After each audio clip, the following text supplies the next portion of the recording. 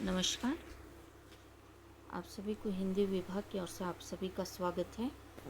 आज हम वृक्ष की हत्या जिए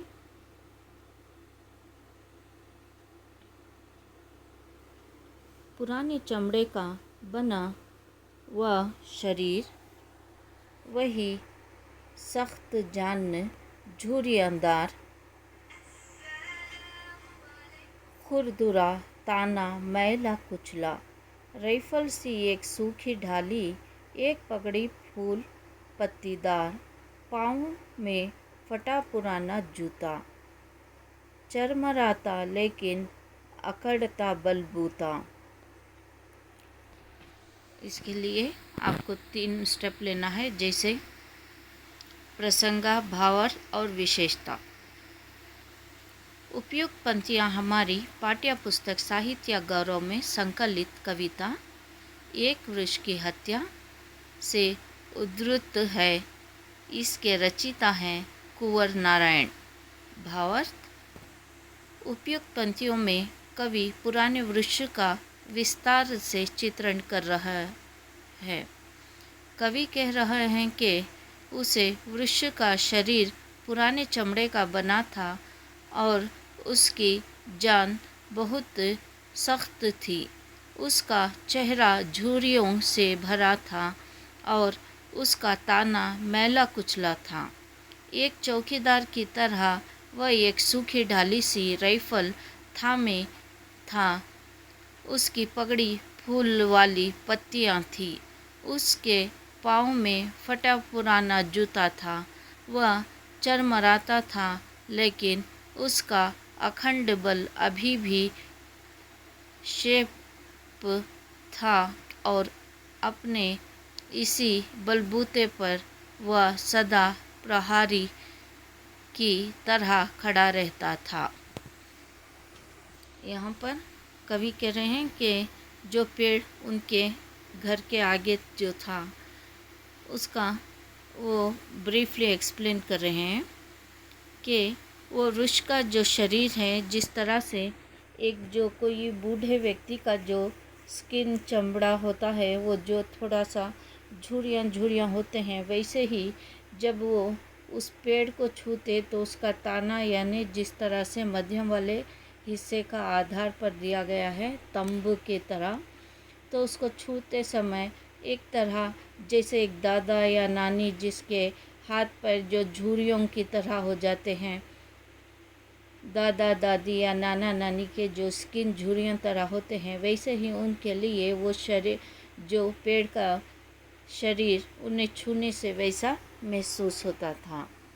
और फिर वो कहते हैं कि जिस तरह से जैसे एक चौकीदार खड़ा हुआ है, यानी एक सिक्योरिटी गार्ड खड़ा हुआ है, और यहाँ पर जो पेड़ का जो रंग है एक मैले कुचले रंग कपड़े की तरह उन्हें लगता है, और जो फिर उसी जो पेड़ के ऊपर वाले हिस्से में जिस तरह से फूल पत्ती के जैसे किसी ने एक फूल पत्तीदार का पगड़ी पहनी हुई हो, उस रूप में दिखती है। और फिर उसी में से एक सूखी ढाली नीचे तक आकर रहती है। वो जैसे एक राइफल की तरह लगती है, जैसे एक सिक्योरिटी गार्ड के पास एक गन होती है, उस तरह से कवि महसूस कर रहे हैं। और फिर वो कहते हैं कि जिस तरह से कोई व्यक्ति के फटे पुराने जूते फट जाते हैं तो उस समय उनके पैरों से अंगूठा या कोई उंगली बाहर निकलने पर कैसे अजीब दिखता है, वैसे ही पेड़ की जड़ें धरती के ऊपर आने के बाद कवि का चित्रण ऐसा करते हैं कि कोई एक व्यक्ति फटा हुआ जूता पहन लिया हो, वैसे वो जड़ें धरती के ऊपर दिख रही थी। वह चरमरा रहा था, लेकिन उसका अखंड बल अभी भी शेप था। तो वो कहते हैं कि वो पेड़ जितना ऊपर था उतना ही वो धरती के नीचे भी था, और उसकी थोड़ी सी जड़ें बाहर आकर थी, पर वो इतना सख्त था, इतना भारी और इतना पत्ती फूलदार था, लेकिन कोई नहीं कहते थे। एक अपनी जगह इस तरह से अड़ा खड़ा हुआ था कि वो कभी जीवन में नष्ट नहीं होगा, इस तरह से वो महसूस कर रहे थे। अब विशेषता आइए, विशेषता में आप दो में से कोई भी एक लिखते हैं। उसका चेहरा जैसे झुर्दरी से भरा था और उसका ताना मैला कुचला था। चाहे आप वो लिख सकते हैं, या नहीं तो उसकी पगड़ी फूल वाली पत्तीदार थी और उसके पाँव के फटे पुराने जूता था। इस तरह से भी आप विशेषता लिख सकते हैं। अब नेक्स्ट, ये तीसरा वाला पंथ है, थर्ड पैरा। धूप में, बारिश में, गर्मी में, सर्दी में, हमेशा चौकन्ना अपनी खाकी वर्दी में। दूर से ही ललकारता कौन, मैं जवाब देता दोस्त, और पल भर को बैठ जाता उसकी ठंडी छाँव में।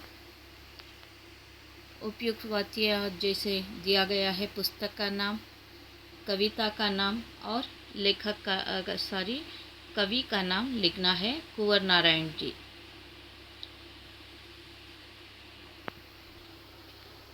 भावार्थ, कवि अपने घर के बाहर तैनात बूढ़े चौकीदार वृक्ष की मुस्तादी के बारे में बता रहे हैं।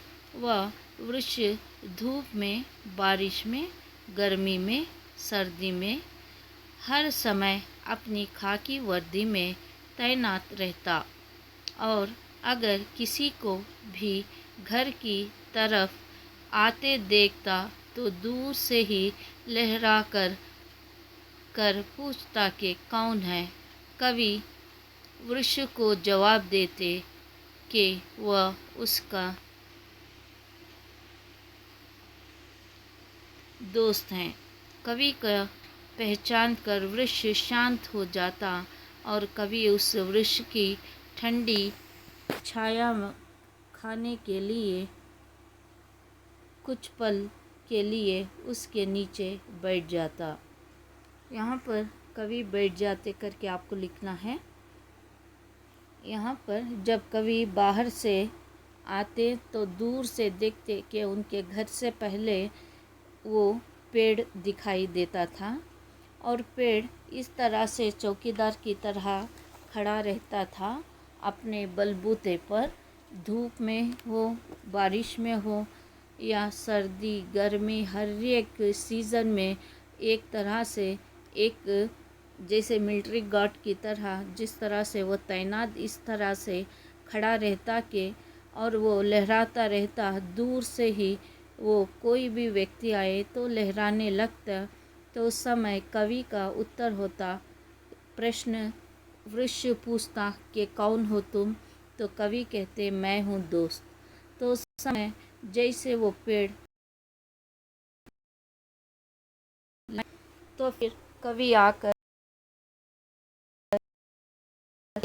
थके हारे होते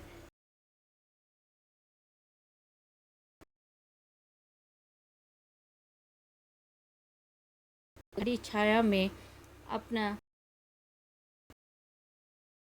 प्राप्त होती, और फिर एक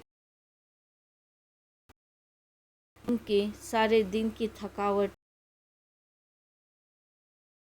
वो चले जाती, और उनके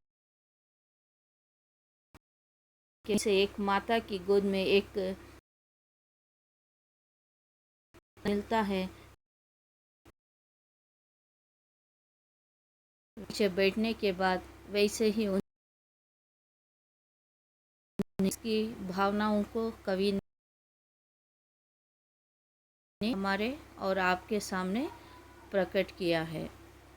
और इसमें विशेषता आप चाहे तो धूप में, बारिश में, सर्दी में, गर्मी में इस तरह से भी लिख सकते हैं, या नहीं तो दूर से वृक्ष पूछता कि कौन हो तुम, तो कवि उत्तर देते मैं हूँ दोस्त। इस तरह से भी आप कोई भी लिख सकते हैं। यहाँ तक आपके लिए समाप्त होता है। धन्यवाद।